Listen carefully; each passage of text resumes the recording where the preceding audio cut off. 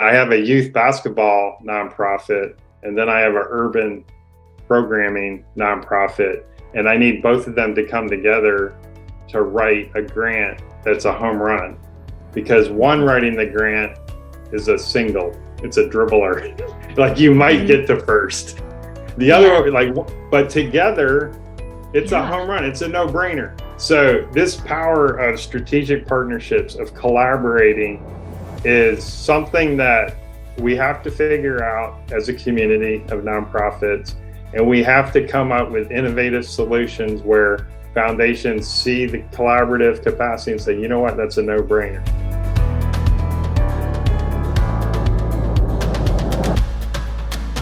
Hey, friends, welcome back to Grant Writing Simplified. I'm your host, Teresa Huff, and it's great to have you here. I expect you are probably pretty involved with nonprofit work, or it's something that you want to be if you're here listening. You're trying to figure out the ins and outs of grant writing and how to navigate the world of funding. Well, I'm here to help you. And before we get started with today's episode, first I want to share an amazing resource with you. So here's the deal. When you're a busy nonprofit leader, the pressure to get grants going when you've got all the other things going is pretty overwhelming. So that's where my friend Derek Timmerman comes in. Derek is the founder over at nonprofit Sparrow Solutions, and he has created a cool system unlike anything I've ever seen. It's called Easy Grant.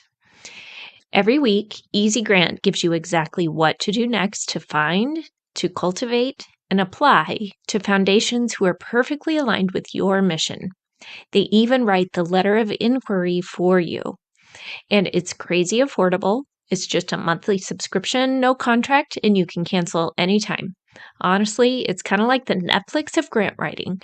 So, what have you got to lose? Go check it out today. Easy Grant by Sparrow Nonprofit Solutions over at myeasygrant.com. So today happens to be the 4th of July. So happy 4th to those of you in the US or all over the world who celebrate the 4th with us. Happy Independence Day. It's one of my favorite holidays. And so I hope you are celebrating today and having a great week this week. And because it's the 4th of July when this episode is airing, I thought it would be fun to have a U.S. Army veteran as a guest today. We're talking with a good friend of mine, Dr. Vincent Lindenmeyer, and he's going to share some wisdom and leadership lessons. But before we get into the interview, I want to back up a minute because lately, the last few solo episodes, I've been talking to you about building your ROI. Now, remember from my TEDx talk, that's your return on impact. You need to build your relevance, you need to optimize, and you need to be interacting. Go watch the talk on YouTube if you haven't yet, because that will give you a tool to share with your board, your team members, the people around you. It will also help you know what to work on next. But in building your ROI, we talked quite a bit lately about your relevance and how you need to be relevant to grant makers and your work needs to be relevant in the community. And are you properly conveying that? So today, we're going to talk more on the optimization side of things. Vince has been incredibly involved in some high level optimization, figuring out systems and problem solving. Some of the things he shared with me, I just can't even imagine trying to think through at such an intense high level of some of the work he has done. So I thought he would be a great guest today to talk about optimization and how we can really streamline our processes. He has some amazing systems that he's built himself. And it's pretty cool because after retiring from the Army, he got into nonprofit work and now helps nonprofits get started and really optimize their operations. He's got it down. His process is incredible. And so he's a wealth of wisdom today. So, Dr. Vincent Lindenmeyer is a retired colonel from the U.S. Army. He's now principal of the Beacon Foresight Group that helps women, veterans, minorities, persons with disabilities, and formerly incarcerated start nonprofits and businesses to create economic growth for equality and justice. Colonel Lindenmeyer served a 26-year career, and he had overseas tours to Korea, Egypt, Iraq, many other places, and he even earned the Bronze Star Medal. And as an educator with a doctorate degree, Dr. Lindenmeyer has taught face-to-face and distant learning for over 20 years. He attended West Point, the U.S. Military Academy, and he's an expert in systems engineering and logistics management. So, like I said, he knows a thing or two about optimization. So, it's with much appreciation for our veterans and our active military people that I want to share this episode with you in appreciation of them and also in appreciation for the work that you are doing in nonprofits every single day. So thank you. Have a wonderful 4th of July and enjoy the interview. Teresa, it's a pleasure to have this conversation with you. I have an exciting announcement. I realized filling out your questionnaire, I've been a nonprofit advisor for 5 years, and I've been holding out to be a guest on any podcast. I wanted you to be the first show. And so we get to celebrate together 5 years of advising nonprofits. That's exciting. Yay. We need an applause background. Cheering. We'll have you edit that in. We will. Started Beacon Foresight Group really about 3.5 years ago. But what happened the first months was, it was 5 years ago, February of 2018, my wife, Cynthia, the Reverend Dr. Cynthia Ramirez Lindenmeyer, that's a mouthful.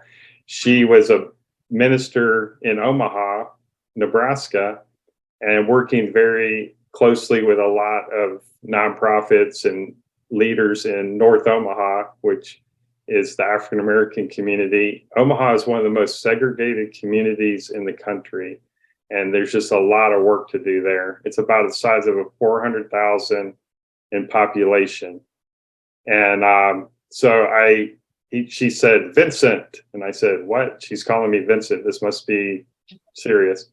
I need you to report to Preston Love's office of Black Votes Matter Institute of Community Engagement. We're doing the youth tour this summer. Our youth group's going on it. And he's had a stroke and he's now back at the office, and we need to make sure everything's on track. Would you go help him? I said, yeah. And I was doing online learning. So I went over there. He was moving around a little bit with a cane.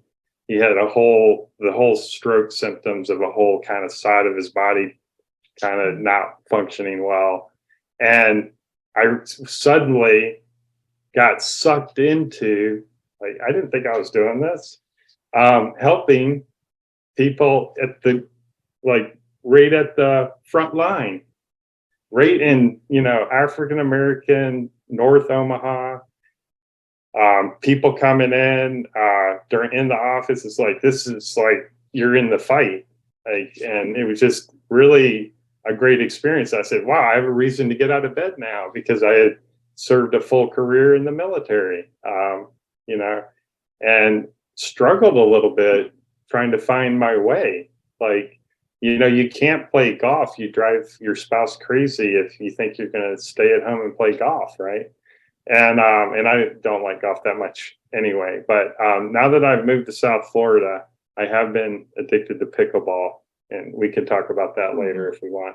So 5 years ago, really started nonprofit advising and realized that over the years, it's become a passion and a mission to help veterans, to help women, to help minorities, and to close the economic equality gap, whether through a small business or a nonprofit. And I'd say 80% of the work I do is nonprofit. But lately, I've seen a lot of collaborative ventures where businesses can benefit from partnering with a nonprofit that they believe in, or having a nonprofit foundation that they can put some profits towards and truly direct some of their profits towards something they're passionate about. And that's something that I really will make emphasis this year for businesses to have a cause or start a nonprofit to affect change. And it's been a great journey, and I don't see it ending. So it's great to be able to share some of these stories with you today, Teresa. So that's a little bit of the Yeah. background of what Beacon Foresight Group is and how I got here. Well, I can't wait to dig in. And, that just shows the power of one small decision. Like her just saying to you that day, Vincent, come help. And you saying yes. It was just a small thing on a random day of the week, but look at what a transformation that was. And to me, it's always incredible seeing how people's backgrounds and unique experiences are being funneled into nonprofit work to help nonprofits. And I know you have such a wealth of information and skills from your background in the military, your education, your training, all the pieces. So I think it's fantastic that you're able to use it to make a difference in that way. So with that, would you like to maybe dig into a little bit of how your military experience is applicable and how you're using some of those skills now? Sure. Well, I was fortunate to retire as a colonel out of the U.S. Army, served 26 years. I finished as a strategist, which started my career infantryman, leading a platoon of infantrymen, and transitioned that from infantry to logistics, and then logistics to strategy. As I got more degrees in education and notoriety, I moved into strategy, which was to be an advisor to leaders, strategic plans and policies. So, for example, the recent Chinese balloon incident, that would have been me advising the general what to do. So Okay. I'm So kind of you were one chuckling, of the go-to yeah, advisors. and as an aside, people say, well, why don't they shoot it down? Well, they're collecting on it. And guess what? The Chinese aren't getting the information, and we're learning more the longer it's in the air. So everything's Mm. coming out now why we do those things. But my final job in the military was at U.S. Strategic Command. I was a Battle Watch commander in charge of all space, cyber, and nuclear matters. Say, for example, on night shift or even during the day, and you're scanning the environment and you're looking for indicators that require a phone call to a four-star general that says, hey, boss, you might want to look at this. And I worked with a lot of Air Force guys, so they gave me a call sign Lindy instead of, they all have to have, the Air Force is all about that. So they'd be like, thanks, Lindy. And I've really taken that short little story there, that just one little example, to what I really advise nonprofits about. In some of your podcasts, you've really harped on this, but really observation, scanning the environment, your competitors, your collaborators, and your benefactors. Who are you empathizing with? Ultimately, who are you feeding? The homeless. Who are you giving to? And the environment is ever changing. I keep scanning the environment from Battle Watch commander to now a nonprofit advisor. We all, you and I as advisors, need to constantly keep scanning the environment paramount to kind of what we're helping them do, because they get so focused on, what the mission is, and really tactically focused on what they're doing. And then, obviously you've had some podcasts about mission, vision, values, and let's write those. And we're big on mission, vision, values, obviously being from the military. That's a big thing. But we also say you're not married to that mission. Put it on your website. You can always edit it when you submit your 1023 EZ. The IRS, they just need to know kind of what you're doing. And if it's written well, you might get your letter quicker. You might not get it kicked back or questions asked. So, that mission, vision, values is very key. But also what we've been talking about recently is category design, Teresa. And what is your unique category? So, people talk on the business side, blue ocean, red ocean. Are you going to be in a red ocean, and are you fighting for those little scraps of funding dollars? And you may use that metaphor in one of your past podcasts as well. But then if you're in a unique category, you don't have to even play in a red ocean or a blue ocean. And they call it that you're a pirate, because you're kind of floating around in a ship and you're your own category. And so in the small business entrepreneurship world, and the book is Play Bigger: How Pirates, Dreamers, and Innovators Create and Dominate Markets. And it was the main author that is quoted is usually Christopher Lochhead, Lochhead, Lochhead. And this category design, I've just found it coming up in a lot of conversations with my recurring clients and with those who are starting nonprofits. Like, what's your category? What do you mean? All right, well, take a look at this book, Play Bigger. And I got it at the public library free audio. So I didn't even buy it. I just went to the public library, and now they have this new free kind of Audible, and I was listening to it for free. And there's a neat blog or Substack that's free for Christopher Lochhead and Play Bigger and category design as well. And we can get that link for the show notes. But this category design is you finding an innovative angle. For example, one of our clients, Mike Stedman, he's a really neat guy. He's called Iron Mike because he's a boxer, 3-time collegiate national champion from the U.S. Naval Academy, class of 2010, African-American. He just wrote Black Veteran Entrepreneur, a book for Black veterans to know that they need to take leadership in building the economy of minorities and in closing the economic equality gaps. And he has a boxing gym. Well, his unique category is blending boxing with entrepreneurship. So he's going to teach kids how to box and fight in the ring, and then he's going to teach kids how to box and fight in the world of entrepreneurship with an idea and an incubator and a pitch competition and a small $500 grant if you complete the course, and a $2,000 grant if you win the pitch competition. So $5,000 total money given out. And so his unique category isn't just boxing, youth boxing, but it's youth boxing and the Thrive Entrepreneurship Program. And so that's a great example. Is like, what's your unique niche? Are you going to set up a typical whatever in your community? And I think that's key too. And I think my military background kind of helps with seeing that, you got competitors, you got enemy, you got, and we can talk about the scarcity mindset versus the abundance mindset.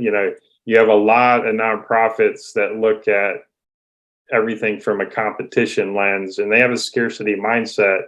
Why not tell other nonprofits about a grant and let everyone kind of compete and write for that money, and then let the universe line up, who should get that money. And things always work out for the right reason. So, the abundance mindset is always something that we have to tackle kind of early on. And then once you can get from scarcity mindset to abundance mindset, now we can be collaborative. And then that's where the home runs are, because now you just said, hey, I'm put my name in the ring for that. Next thing you know, someone did a whole bunch of work and you got benefit from it, and you really didn't do much, but you went through this process where now you're thinking abundantly, you're sharing a lot, and all of a sudden you get some kind of 10x return you weren't even expecting. So I think that's a challenge too, as I've seen working with different demographics that have had to fight for everything their whole life.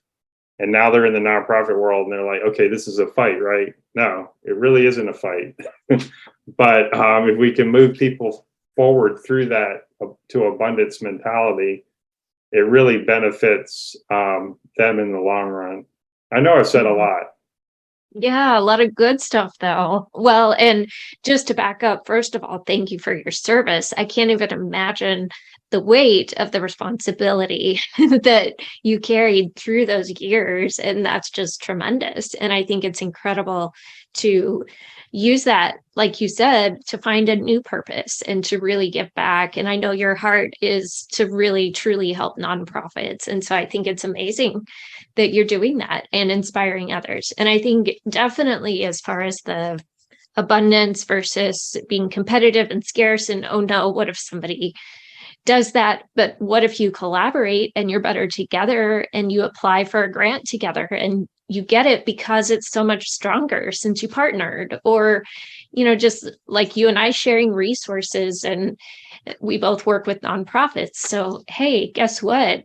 We both have a lot of complementary skills and background. So let's collaborate on the Yeah. ideas and strategies. And it just continues making the sector better. And what you said, it really comes back to that core vision of that. If we truly do want to make things better and improve our mission, we have to collaborate and we have to work together. It's not about us. It's not about the scarcity piece. It's so much more about how can we get back and improve, whether or not it comes back directly to us, but does it improve each other's missions too and each other's Yeah. work that we're doing in the Well, community? Beacon Foresight Group, we really focused in on starting nonprofits and then the compliance coaching to help Yeah. people break a plateau and get to the next level of growth. Well, we used to do websites. And so if you look at beaconfortoday.com, it's a ready-made website with this full motion video that evokes emotion. Well, that's Solacina's Mundo Designs out of Argentina. Argentina has the highest inflation rate. There's people just completely exodusing, immigrating away from Argentina, and so investment in a website in your own company, but built by someone in Argentina, is putting food on lots of people's tables. And so I And spoke they with do my colleague beautiful Jeff, and work. I said, yeah, and I said, hey, can we outsource websites? Because we have ideas, it takes a lot of time, it bogs us down. Let's just outsource that. The grant writing, simplified, the training, building the army of grant writers. It's like, Teresa, I need help. Can I put you on the website? And we have people that want to start their own grant writing LLC. And it's like, you have all the support, the training, the master class. And it's like, you know what? We got to get her on our website. So we've been doing a lot of backlinking and building this collaborative community that says, you know what? You make our website, you're trusted, period. It's kind of like in the military when you get deployed and people show up and you're in a war zone, you quickly make a handshake, you trust each other with your lives, and you move out, right? So, you get on someone's website, that's a trusted collaborative partner. And that's how, to tie it back to collaboration on the nonprofit, that's how nonprofits should be. Can you put all the nonprofits you've worked with on a back page? Oh, I don't know. Maybe someone will see, it's like, oh my gosh, I've seen so many responses that are scarcity mindseted. But it's just exciting to be good at something where when someone says, hey, I have an idea, I want to start a nonprofit, you're probably going to say, Vince Lindenmeyer, you need to go see him to get it started. But when you're ready to do grants, come see me. And we have over 40 folks that we invite to our nonprofit circle, and you gave a great talk about, you were just on fire that day, just giving people, the questions, and it's like, man, we should have recorded that for our podcast. I didn't mean to. I Started. just was No, you were popping in to phenomenal. listen to your group. I didn't mean to hijack, but it No, was a not lot at of all. fun. It was my hidden agenda. But one thing back to Mike Stedman, he's a successful nonprofit. Where do we say, like, what are the phases of nonprofits? Like, we do startups, and I see, and I'd love to hear your idea. I see it takes about 3 years to get some kind of stability where I've heard you say, it's like, look, grassroots donation. You say I wouldn't even start your first grant search or grant attempt for after the first year when you've demonstrated grassroots support. And I made the mistake of recommending people rush to the grant world, and it wasn't successful. But then after about 3 years, there's some stability there. There's a little bit of, okay, we know what we're doing. We have some funding, but we want to get to the next stage.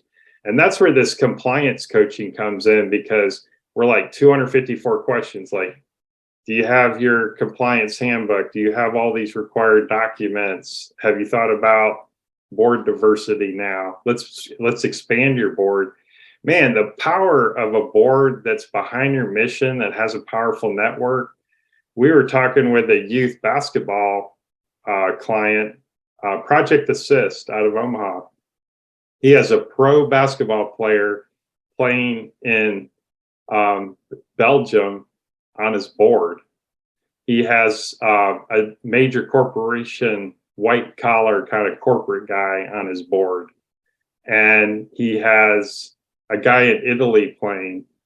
And he has his brother who happens to be an accountant. Yay, like get an accountant and lawyer on your board. So after this board meeting, you could feel the tempo pick up. Everyone was excited. Like, hey, do you want to do that golf scramble? I'm ready to plan it for you. Like, you should have seen the executive director. He was about to cry, and we've been working with him since August. So that's pretty accelerated. It's like, hey, we need some diversity on your board, and look what it could do. And he did it.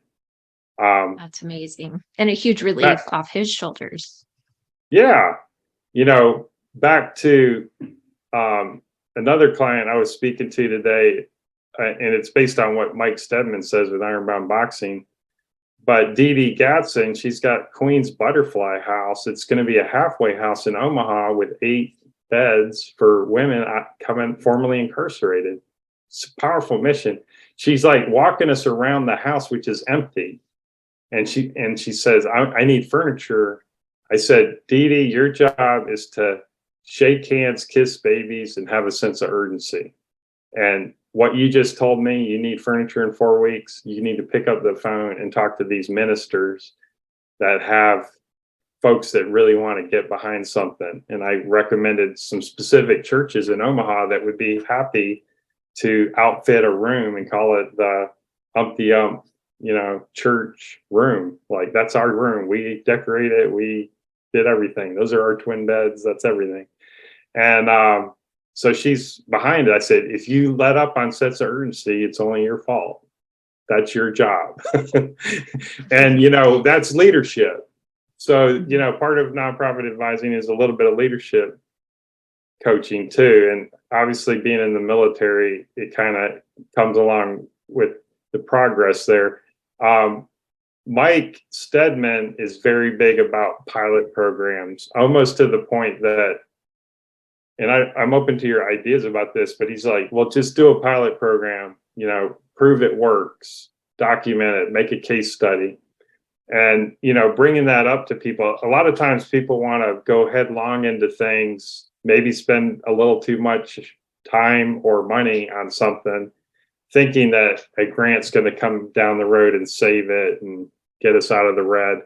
But these pilot program ideas are very good, especially for programming. It's like, well, let's do a pilot program. Let's demonstrate success. Let's document that. Then let's get that out to funders that, hey, this is going to work. Like, your investment isn't a shot in the dark. We kind of know what we're doing. And from my analytical background, I have explored something that really, it's called sense-making story collection. And it came from a Spring, it's called Spring with a YIO database. And what it would do is you would collect hundreds of stories, and then you would get these unique graphs of the storyteller giving the story of 3 to 5 sentences of how they feel, what emotions were evoked. And then they would take some dials and they would just pull a dot to a corner of a triangle. And you would get these deep terrain models in these mountains and valleys of what emotion was evoked. Say, for instance, on a Black history tour, a Black college tour, are the two specific examples that we use this on. I've also used the technology for a DEI program in a Omaha University, where you start to see things before they emerge, because you get sentiment, you get positive, negative, you get key words that pop up that you're like, oh my gosh, this is an issue. Say, for example, the civil rights movement tour that Preston Love did that we saved because I had to report on February of 2018. The tour was in June, and we implemented a sense-making story collection. Well, there was the lunch counter demonstration exhibit in Atlanta.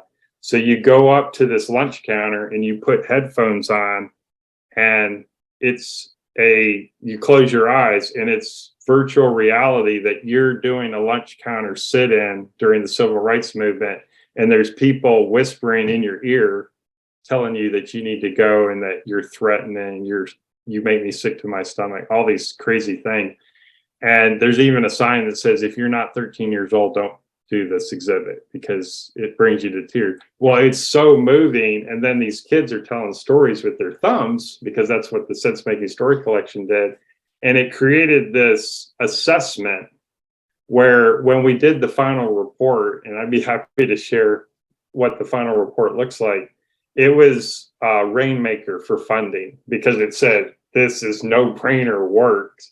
These 40 youth did the Civil Rights Trail from Memphis, Jackson, Selma, Birmingham, Montgomery, Tuskegee, Atlanta, and back to Omaha. And they came back changed youth. They wanted to make history. They wanted to vote. They wanted to help people get the vote out. They said, look, I've walked the Selma Bridge where people bled to vote, the John Lewis. And we could rack and stack the specific events that said, Preston, don't ever take this out of the tour. Like, these are the things you must do. And it was great. I mean, when foundations want to ask, well, how are you going to measure success? Collect stories and use the technology that's out there and get the emotion, evoke the emotion. And I'm talking to a grant writer, so I'm preaching to the choir here. But assessments are key, and they can be really wired in at the beginning of a startup. Well, how are you going to assess? How are you going to measure success, for example? How are you going to assess this programming? Because it's going to pour right into your annual report. It's going to pour right into your next fundraising cycle. And so we have to think about that now. And I think the military was always about assessments and how are we doing? It's like, the General Petraeus and a lot of general officers that I worked for, General Austin, who's now Secretary Austin SecDef, he was a boss I directly worked for. And it was so scary going to his office. It felt like you were the Scarecrow and you're reporting to the Wizard of Oz. You're like shaking. He's like, what do you want? And now you see General Austin, he's Secretary of Defense Austin. He's kind of kind and grandfatherly, but not as a 2-star general. You're like, So, intimidating. but you learn about assessments and measuring. It's like, how does this end? Like, how does the war end? How do we get out of Iraq? How do we get out of Afghanistan? And those type of questions can also be applied to nonprofits. How do we know we fed the poor? How do we know we clothed the homeless? When does this end? How do we know we're successful? When do we relax? When do we know that we can celebrate? And all this hard work, a lot of the network circles that I've been in, there's been a big movement lately. It's like, celebrate your wins. Take a second to, like in this call, it's like, hey, I've been doing this for 5 years. Yay. It's like, oh my gosh, 5 years. Yeah, it makes you feel old, but it's like, no, this is a second career, and I've been making a difference. And you have recurring clients, and we have relationships out there. Our phone, people know they can call us, and it's like, hey, you need to, like a gal called today. She's like, "Hey, I need Quicken for my nonprofit and my LLC because oftentimes we recommend that folks have an LLC for other things, and then hey, this nonprofit you really don't own it or the IP, so you want to this kind of standalone." And I said, "Well, call Quicken Sales and tell them you're uh, a woman and a minority, and you want a discount, and you'll." So they have a coupon code that's 50% off, and they'll give you 50% off for 3 months, or they'll give you 50% off if you pay the whole year.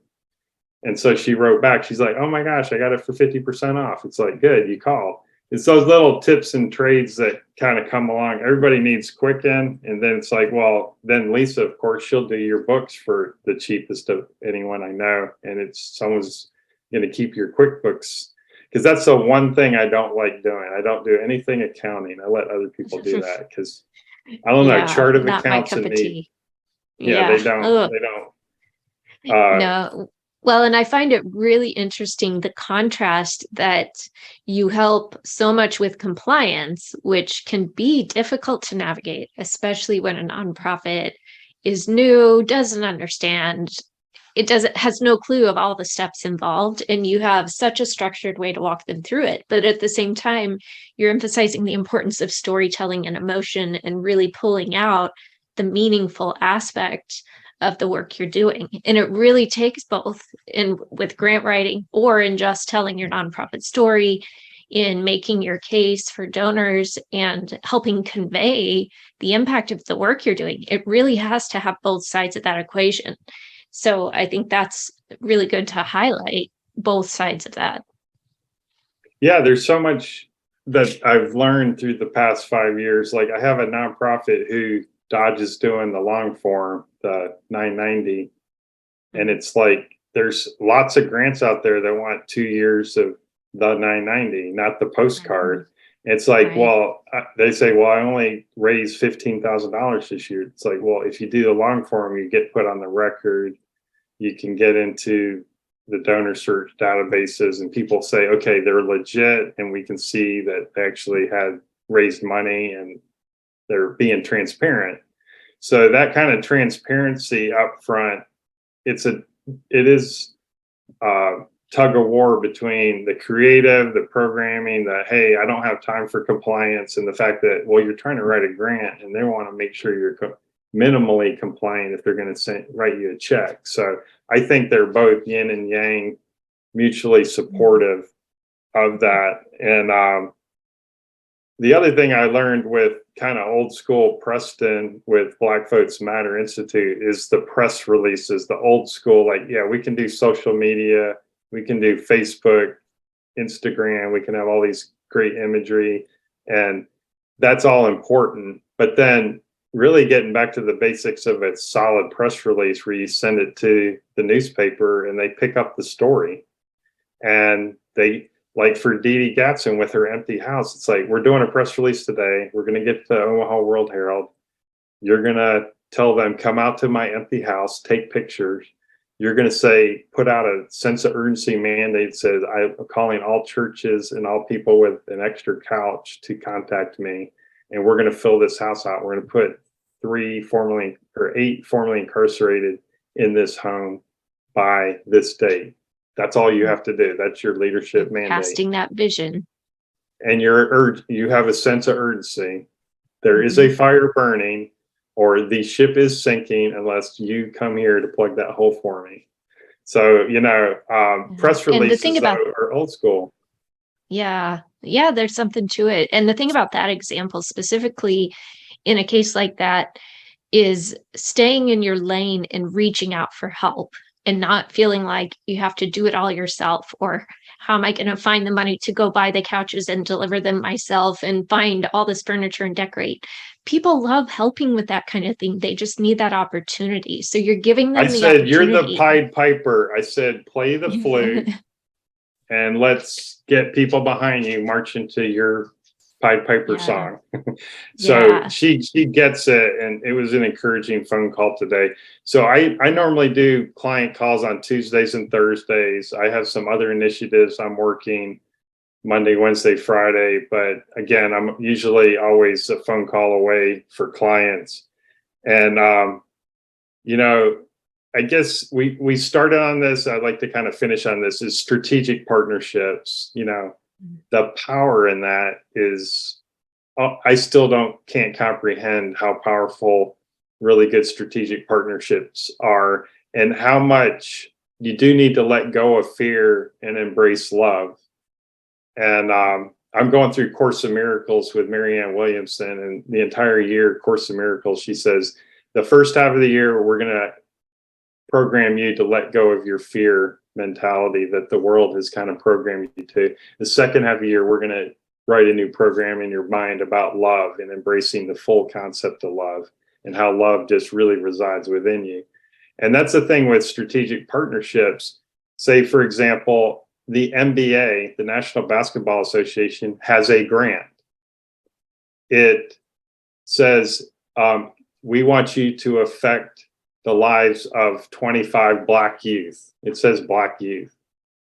And I have a youth basketball nonprofit, and then I have an urban programming nonprofit. And I need both of them to come together to write a grant that's a home run, because one writing the grant is a single, it's a dribbler. Like you might get to first. The other one, like, but together, it's a home run. It's a no-brainer. So this power of strategic partnerships, of collaborating, is something that we have to figure out as a community of nonprofits. And we have to come up with innovative solutions where foundations see the collaborative capacity and say, you know what, that's a no-brainer. It's bringing the old together to make new. It's innovating as the environment changes to wrap something from the beginning. It's like, as you're scanning the environment, what I said was the most important thing to do. You see the environment changing. Are you adapting? Are you building strategic partnerships? Hey, I'm not that good. I see the environment changing. I'm not really good at this one component, but I'm really good at what I do. If I put us together, we can meet that need. And are you doing that? Are you moving to the sound of the guns? Are you frozen and in action because you aren't sure? So, shake hands, kiss babies, and have a sense of urgency. But let's say, before that sense of urgency, you're always scanning the environment and you're seeing things change and you want to adapt to them. And that's what makes this work so exciting, and also working with folks like you, Teresa. So I'm so thankful I could spend some time just chatting with you about what it is we do. And you're such a great host to do this with.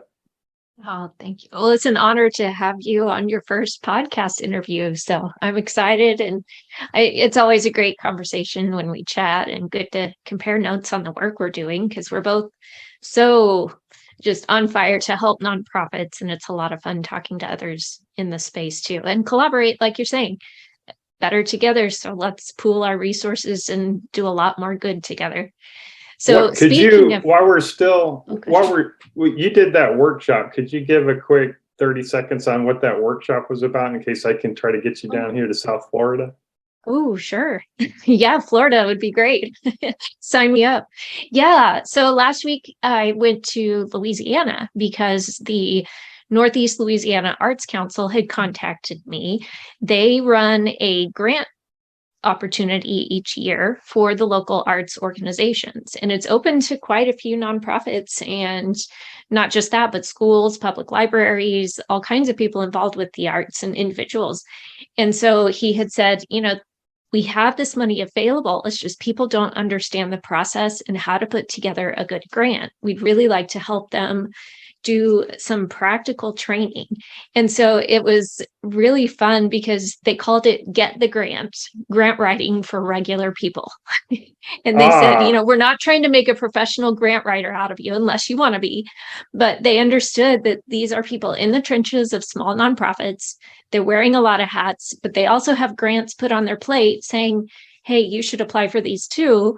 And so they needed to understand some context, some basic practical tools. So we just spent 2 days digging into that. And I referenced my TEDx talk of how to go about building a solid foundation, and then going through some useful action steps and takeaways that they can implement right away in their organization. So it was a lot of fun. And hey, if you set one up, tell me when it is. I'll come to South Florida. So that'd be a lot of fun. Shoot, yeah, we're going to talk about the specifics of that for sure. I know in Omaha, NAM, the Nonprofit Association of the Midlands, did a grant La Palooza. They called it La Palooza. But I like get the grant writing for regular people. That sounds really cool. I think that's trademarkable. It was that's fun. Pretty cool. Yeah, we kept it very practical, very like examples, and then let's dig in and try this yourself. And, just a lot of practical. And we also talked about some of the adjacent elements that are often overlooked, like getting your board members involved or understanding how to also reach out to other possible collaborators and fundraisers. And a lot of them in the room ended up making connections of like, oh, hey, you have a library space. I need to have an event. Let's connect later. And so it was really fun seeing some of the things that crystallized because of it and came out of it too that we didn't expect. Yeah. And the possibilities are endless. And even I just wrote a Medium article on our Beacon channel, which was talking about how nonprofits could partner with small businesses to compete for grants, where the small business takes the lead and you're the programming or the benefactor of that because you are serving part of the grant. And there are a lot of funds available for small businesses, and sometimes they need the creative aspect of the nonprofit to see the possibility there. So the possibilities are endless, and it is very collaborative, but we're going to have to figure out a way to get you down here for sure. Yeah. Hey, you say Florida, sign me up. That's one of my favorite places. Actually, the picture behind me is from Florida. There you go. Captiva Island. And one unique thing about me that no one knows, I'm addicted to pickleball. So now everybody knows, but man, pickleball is so much fun down here. I'm hearing more and more about pickleball. I didn't realize it was such a thing, but I guess it is. Yeah, we have a really competitive enclave that we're here. And apparently when folks travel from here to go somewhere else, they come back saying they weren't that good. So it's like we're in the furnace right now of pickleball. So, but it's a lot of fun, and it gets me. It's that competition and breaking a sweat that gets me back into working out again. So I've lost 15 pounds in 6 weeks playing pickleball. Whoa! Wow! Yeah, it's competition. So that's a lot more fun than going to the gym. Yeah, a little bit of weightlifting, but man, pickleball, your heart is racing and they're about to serve. You're like, wait, I can't call timeout. I'm dying here. But you're not about to really stop either. It. Yeah. So yeah, fun. We'll get you down here, and looking forward to it. Thank you so much for having me. Well, as we wrap up, tell us a resource that has been helpful to you in your nonprofit journey. Well, I love the book Profit First because it really lets you hammer down on what your burn rate is, both for small businesses and nonprofits. And that's a book. And the technology that's coming out, we mentioned ChatGPT recently. There's a ton of YouTube videos about ChatGPT for sales, ChatGPT for writing a business plan. Well, I was with a client today and we said, in ChatGPT, provide me fundraising methods to get the word out about mental health awareness and suicide prevention. And you put it in ChatGPT. This is an artificial intelligence tool. You go to chatai.com and then you click up top. It's a beta version. And when you click through the beta version, there's a banner that says, "We're extremely overwhelmed by everybody using this. Please be patient." Ignore it. Still put in your question because they're just like trying to do expectation management. And then we put in this question, and all of a sudden 10 really good ideas got listed out of a gala, comedy night. I mean, it was like crazy stuff coming out. And you're like, oh my Gosh. And then it said, oh, by the way, May is Mental Health Awareness Month. And I looked at my client and said, hey, we're in the planning window for this. What are you doing in May? And it got us going to thinking about things.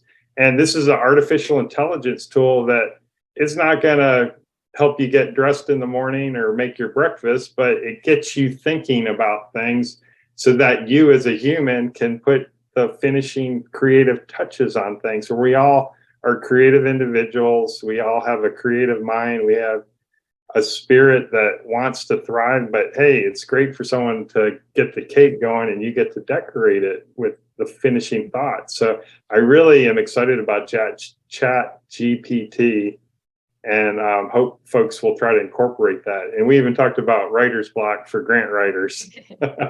Yeah.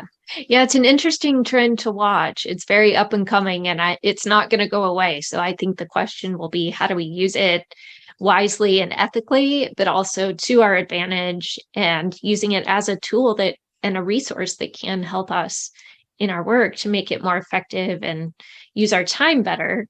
But then also, like you said, nothing can replace that human touch either. It's the decorating that we have to come in and put that personal polish onto that. And so, yeah, that's I think that's one that I feel like I'm going to have to do an episode. You're going to have to do a whole episode. There's going to be a whole episode you have to do on that once you do your deep dive. Yeah, definitely. Or maybe a whole series. Who knows? I got to test it out more myself first, but I'll probably be busy down a rabbit trail. You can find me somewhere in the mix. No doubt. So, well, my friend, thank you so much for sharing all your wisdom, and tell us, where can people connect to learn more about you and Beacon Foresight and all the work you're doing? Yeah, sure. Our website again is beacon4today.com. And my email is Vince, VINCE @beacon4today.com. And we like to say we're your beacon for today with foresight for tomorrow. And that's why we're the Beacon Foresight Group. And we just love working with folks, phone call away, and look forward to just supporting what people's dreams and aspirations are. On our website, it's like, pull your heartstring today, start your nonprofit. Very good. Well, thank you for the work you're doing, and great to have you. Thanks for being a guest. Thank you very much. You take care. All right, friends, what'd you think? What did you learn today about systems and optimizing and getting your nonprofit off the ground successfully? It is so critical to start off on the right foot. And the sooner you can do that, the sooner you will be more successful. You will seem like a better investment to grant makers and donors. And ultimately, you'll better serve in your missions. And that's what this is all about, right? So I would love to hear from you. What are you going to do differently today as a result of this episode? How are you going to optimize your operations? Shoot me a message on my website or LinkedIn. And if you're not sure, if you're feeling kind of stuck, let's talk through it. Let's keep the conversation going. I don't want you staying stuck, because you can't do the good in the world that you need to if you're just stuck and standing still. So sometimes you just need that little push to build some momentum again. Go watch my TEDx talk over on YouTube. It's called The Real ROI of Grant Writing. Let's get your ROI in order, your relevance, optimization, and interaction, so you can truly make a return on impact. All right, friends, happy 4th of July. Have a great week and go change your world.